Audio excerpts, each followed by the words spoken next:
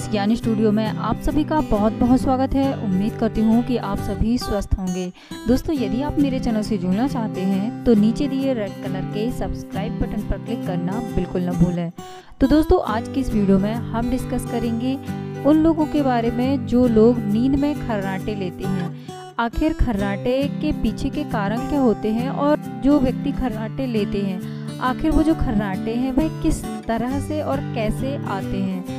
दोस्तों, होता क्या है कि जब सोते समय हम सांस लेते हैं तो जो हवा होती है, वायु होती है, वो कागला से सटकर निकलती है। दोस्तों, कागला वो होता है जो आपके गले में एक लटका हुआ मांस होता है। तो हवा जो होती है उससे सटकर निकलती है और जब इस वायु को निकलने के लिए पर्याप्त मार्ग नहीं मिलता है तो इसके प्रवाह का वेग जो है वह बढ़ जाता है।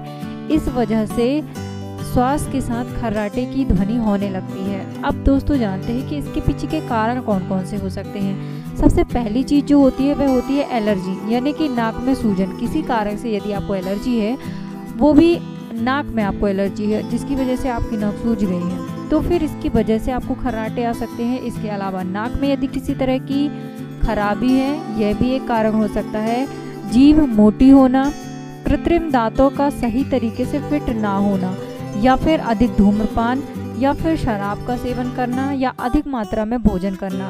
और दोस्तों, वृद्धावस्था के कारण भी कई सारे लोगों को खर्राटे की समस्या होती है। तो दोस्तों, ये थे कुछ कारण जो कि खर्राटे के होते हैं। उम्मीद करती हूँ कि यह जानकारी आपको पसंद आई होगी।